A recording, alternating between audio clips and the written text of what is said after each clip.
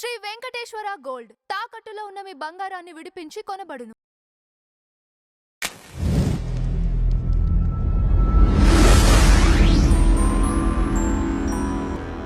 Madam నమస్తే. నమస్తే. బాలీవుడ్ లో సాయి పల్లవిని విపరీతంగా ట్రోల్ చేస్తున్నారు. అసలు ఇంత ట్రోలింగ్ కి గురవటానికి కారణం ఏంటంటారు? అసలు మామూలుగా 2 వెర్షన్స్ చెప్తున్నారు దీంట్లో. ఓకే. అసలు బాలీవుడ్కి వెళ్తే నెగ్గనివ్వరు సౌత్ వాళ్ళని, నార్త్ వాళ్ళు. అసలు వెళ్ళి అక్కడ నవ్వులు పాలవ్వడము, అక్కడ ఏ పెళ్ళైన పెళ్లి చేసుకోవడము, లేదు అనుకుంటే ట్రోలింగ్కి గురవ్వడము, తొక్కేయడము, ఇవన్నీ ఎందుకు వచ్చిన బాధ?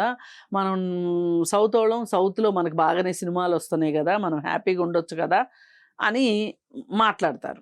దీనికి కొన్ని ఎగ్జాంపుల్స్ కూడా చెప్తారు. ఇప్పుడు ఇట్లా మాట్లాడేటప్పుడు సౌత్ వాళ్ళని ఆదరించిన వాటి గురించి మాట్లాడరు మళ్ళీ. కాకపోతే ఆమె చిన్నప్పటి నుంచి అక్కడే ఉంది కాబట్టి ఆమెను సౌత్గా ఎవరు అనుకోరు, మహారాష్ట్రియన్గానే ఆమెని చూస్తారు, తమిళియన్గా చూడరు. కానీ ఆవిడ తమిళియన్. అలాగే ఇంకెవరో ఉన్నారండి, ఇట్లా శ్రీదేవి ఉంది, ఒక రకంగా బాలీవుడ్ని ఏలింది, మహారాణి. కానీ ఆమె జీవితంలో చేసిన పొరపాటు ఏంటంటే బోనీ కపూర్ని పెళ్లి చేసుకోవడం, అపనిందలు పాలవటం. ఎట్లా అంటే అసలు శ్రీదేవికి అలాంటి జీవితం ఏంటి అని ప్రశ్నించేంతగా శ్రీదేవి జీవితం అలా అయ్యింది. అది అయిపోయిన తర్వాత జయసుధ వెళ్ళింది, కానీ అక్కడ సరైన స్థానం దొరకలేదు, వచ్చేసింది. అలాగే జయప్రద కొంతకాలం అక్కడ ఏలింది. సినిమాలే కాకోకుండా రాజకీయాల్లో కూడా వెళ్ళింది. రాజకీయాల్లో కూడా తన పాత్ర అంటే తనదైన ముద్ర వేసుకుంది. ఇట్లా వీళ్ళు. కానీ అక్కడికి వెళ్ళి ఈ అమ్మాయి ఉంది, ఎవరు ఇలియానా వెళ్ళింది, పెద్ద లేదు. అలాగే అసిన్ వెళ్ళింది, అవును, ఏమీ లేదు. ఇట్లా చాలా ఉన్నాయి ఎగ్జాంపుల్స్. అసలు ఆ అడ్రస్ లేకుండా పోయిన వాళ్ళు చాలా మంది ఉన్నారు. ఆ ఉద్దేశంతో ఈవిడ అసలు సైన్ చేయగానే ఎందుకు ఇంత పిచ్చి పని చేసింది సాయి పల్లవి? అసలు బాలీవుడ్కి వెళ్ళడం ఏంటి? అసలు బాలీవుడ్లో ఈ అమ్మాయికి సరైన స్థానాన్ని ఉంచుతారా లేదా అని అనుకునేటంతగా చాలామంది మాట్లాడుకున్నారు. ఇక కథలోకి వస్తే ఇది ఒక ఆస్పెక్టు. స్టోరీలోకి వెళ్తే ఏం ఆలోచించారంటే అక్కడ రామాయణం థీమ్లో తీసుకున్నారు. దానిలో రావణాసురుడు, రాముడు, సీత, మండోదరి, ఇవన్నీ క్యారెక్టర్స్ బిల్డప్ చేశారు. ఇప్పుడు రాముడు క్యారెక్టర్ రణబీర్ కపూర్కి ఇచ్చారు, సీత క్యారెక్టరు సాయి పల్లవికి ఇచ్చారు. రావణాసురుడు ఎవరో చెప్పట్లేదు, కానీ రావణాసురుడి భార్య మండోదరి క్యారెక్టర్ మటుకు కాజల్ అగర్వాల్కి ఇచ్చారు. అయితే పేచీ అంతా ఇక్కడ వచ్చింది. ఏంటంటే వాళ్ళ దృష్టిలో కాజల్ అగర్వాల్ చాలా అందమైంది, ఎందుకంటే నార్త్ ఆవిడ కాబట్టి. అంత అందమైన భార్య ఉండగా రావణాసురుడు ఈ అందవిహీనురాలైన సాయి పల్లవి వెంట పడటం ఏంటి అని ఇప్పుడు వస్తున్న ట్రోలింగ్. అయితే అసలు ఈ ట్రోలింగ్లోనే వాస్తవం లేదు. అసలు ఈ ట్రోలింగ్లో వాస్తవం లేదు. మరి రామాయణాన్ని ఏం నేర్చుకున్నారో, రామాయణాన్ని అంటే చాలా రామాయణాలు ఉన్నాయంటలేండి, రకరకాల రామాయణాలు, ఒక రామాయణమే లేదంట. ఎంతోమంది రాశారు, ఎన్నో రామాయణాలు ఉన్నాయి.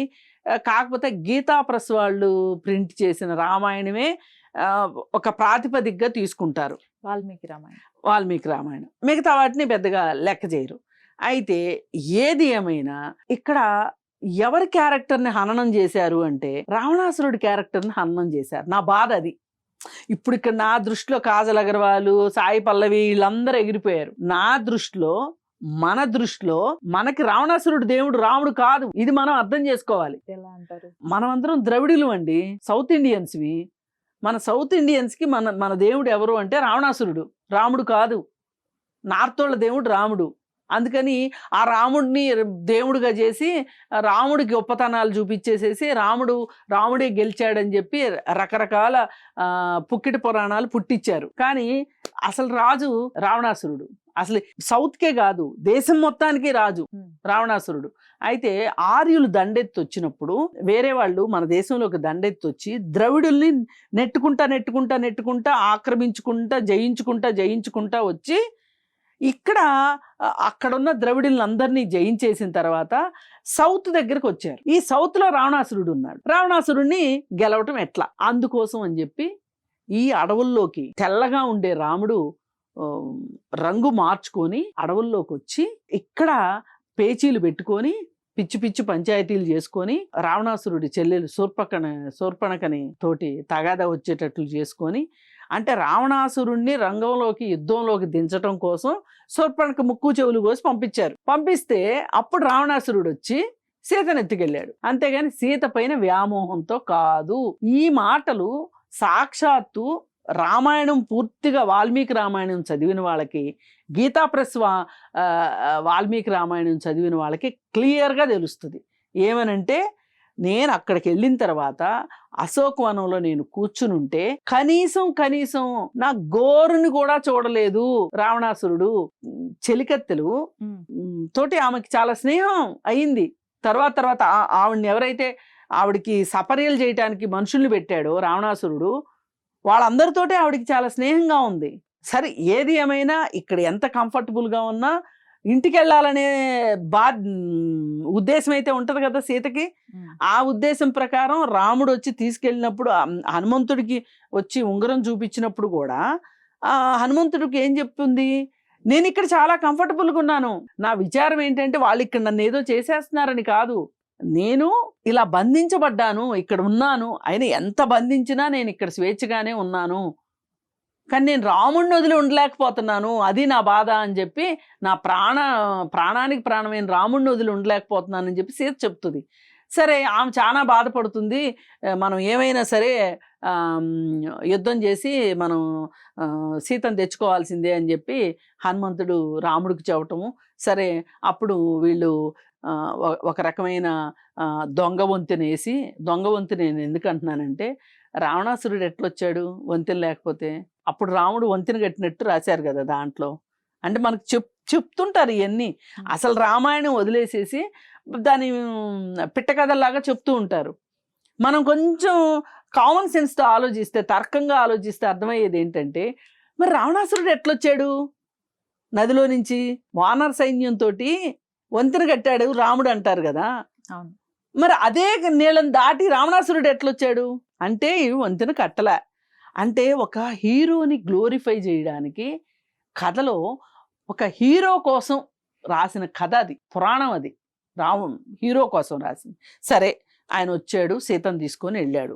వెళ్ళిన తర్వాత అక్కడికి వెళ్ళిన తర్వాత ఎవరో అంటారు, నేనేమన్నా రాముడినా, ఎవడో ఎత్తుపోయిన పెళ్ళాన్ని తీసుకొచ్చుకుంటానికి నువ్వెవరితోనో వెళ్ళిపోయావు కాబట్టి నేను నిన్ను స్వీకరించను, అంటే నేను నిన్ను ఏలుకోను అని ఒక రజక వృత్తిలో ఉన్న అతను అంటే, అప్పుడు రాముడు సీతకి అగ్నిప్రవేశం చేయిస్తాడు. అప్పుడు సీత మాట్లాడిన మాటలు ఆ గీతా ప్రెస్ రామాయణాన్ని గనక చదివితే గనక మనకు అర్థమవుతుంది. ఎందుకంటే రావణాసురుడు ఎన్ని రెట్లు నా గోరును కూడా తాకలేదు, నా చుట్టుపక్కలకే రాలేదు, నా సంతోషం కోసం మనుషుల్ని పెట్టాడు, నన్ను ఎంటర్టైన్ చేయటానికి, నాకు సపర్యలు చేయటానికి మనుషుల్ని పెట్టాడు. రావణాసురుడు ఎంత గొప్పవాడు. నేను అక్కడ ఉన్నప్పుడు నేనేదో అయిపోయాను అని చెప్పి ప్రజలు అనుకుంటున్నారు అని చెప్పి నన్ను పంపించేశావు. మరి నేను లేని అన్ని రోజులు నువ్వెవరితో ఉన్నావని నేను అడిగానా నేను నిన్ను అని ప్రశ్నిస్తుంది సీత. ఇది వాస్తవం, నేను చెప్పేవి వాస్తవం. కానీ ఇక్కడ చూపించింది ఏంటి, ఈ ట్రోలింగ్లో ట్రోల్ అవుతున్న మాట ఏంటి, అంత కాజల్ అగర్వాల్ లాంటి అందమైన భార్యను పెట్టుకొని రావణాసురుడు అందంగా లేని నల్లగా ఉన్న సాయి పల్లవి వెంట ఎందుకు పడ్డాడు? ఇదే కదా ప్రశ్న. ఇక్కడ చూడండి, క్లియర్గా నార్త్ సౌత్ విభేదం కనిపిస్తుంది. అమ్మాయి సౌత్ అమ్మాయి కాబట్టే కదా అందంగా లేదు అంటున్నారు. అసలు కాజల్ అగర్వాల్కి తెల్లతోలు తప్పితే ఏముందండి, యాక్షన్ ఏముందండి? వాళ్ళ పొగరే అది, నార్త్ వాళ్ళ పొగరు. మన సౌత్ వాళ్ళని మీద ఒకసారి వాడెవడో పొలిటీషియన్ కూడా అన్నాడు, అబ్బో సౌత్ వాళ్ళు కంపు కొడతారు, వాళ్ళ వాసన వస్తారు, వాళ్ళకి సరిగా బట్టలు కట్టుకోవడం కూడా రాదు అని చెప్పి పొలిటీషియన్ మాట్లాడాడు. సారీ చెప్పాడు తర్వాత, అది వేరే విషయం. మనం అంటే చాలా చిన్న చూపు ఉంది సౌత్ వాళ్ళు అంటే. ఏదేమైనా ఇక్కడ రెండు విషయాలను నేను కాంట్రడిక్ట్ చేస్తున్నా. ఒకటి, సౌత్ వాళ్ళని ఇలా చిన్న చూపు చూడటం, ట్రోల్ చేయడం ఒకటి. రెండోది, రామాయణాన్ని సరిగా అది పురాణంగా అయినా సరే చదవాలి, భారతం అయినా అంతే. అది పురాణమే అనుకోండి, పుక్కిడి పురాణమే అనుకోండి, చదవాలి, తెలుసుకోవాలి. నిజంగా రావణాసురుడు సీతని కిడ్నాప్ చేశాడా? ఒకవేళ కిడ్నాప్ చేసి తను అనుభవించడానికి కిడ్నాప్ చేశాడా? తన భార్య అందంగా లేదు అని చెప్పి, అందగత్తి కదా అని చెప్పి సీతను కిడ్నాప్ చేశాడా? ఈయన విషయంలో ఒక క్లారిటీ కావాలి. ఇది ఈ పురాణాన్ని ఇవాళ ఈ రోజు అసలు నేను ఈ పురాణాన్ని నమ్మను, తీసి పక్కన పెడేస్తున్నాను అని నేను ఒక నాస్తికురాలుగా మాట్లాడినంత మాత్రాన ఉపయోగం లేదు. అవి ఎగ్జిస్టెన్స్లో ఉన్నాయి ఆ పురాణాలు. ప్రతి దేశంలోనూ ఒక జానపదాలు, పురాణాలు అన్నీ ఉంటాయి. కాకపోతే కొన్ని దేశాల్లో ఎలా తీసుకుంటారో, అంటే అవి మన పూర్వీకులు రాశారు అని మాత్రమే చూస్తారు తప్పితే ఈ రోజుకి రెలవెన్స్ చేసుకోరు. కానీ మనం ఏం చేస్తున్నామంటే మన దేశంలో అవి నిజము అని నమ్మి అదే కరెక్టు అనుకుని ఇప్పుడున్న ప్రజెంట్ సొసైటీకి ఆపాదించాలని చూస్తాం మనం. ఇది మనం చేసే పొరపాటు. మన దగ్గర సైంటిఫిక్ టెంపర్ చాలా తక్కువ మన దేశంలో. అది పెరగాలి అనుకుంటున్నాం కానీ సైంటిఫిక్ టెంపర్మెంట్ని మనం అలవాటు చేసుకోవట్లా. దానికి ఇంకొక ఎగ్జాంపుల్ ఉంది. ఇప్పుడు మహాభారతంలో కుండలో పిండాన్ని పెడితే ఆ కుండని బద్దలు కొడితే ఆ పిండం ముక్కలయ్యి 100 మంది కౌరవులు పుట్టారు అని చెప్తారు. అయితే దీన్ని మేము ఎప్పుడోనే టెస్ట్ ట్యూబ్ బేబీల్ని కనిపెట్టాము, అసలు ప్రపంచానికి టెస్ట్ ట్యూబ్ బేబీ అంటే ఏదో తెలియకముందే మేము టెస్ట్ ట్యూబ్ మా మహాభారతంలో రాసి ఉంది అని. కాకపోతే ఆ మహాభారతం రాసిన ఆయన ఊహాశక్తిని మనం ఖచ్చితంగా కొనియాడాల్సిందే. ఇప్పుడు ఆమె ఎవరో జేకే రౌలింగ్ అని చెప్పి ఆ పుస్తకాలు రాసింది కదా, హ్యారీ పాటర్.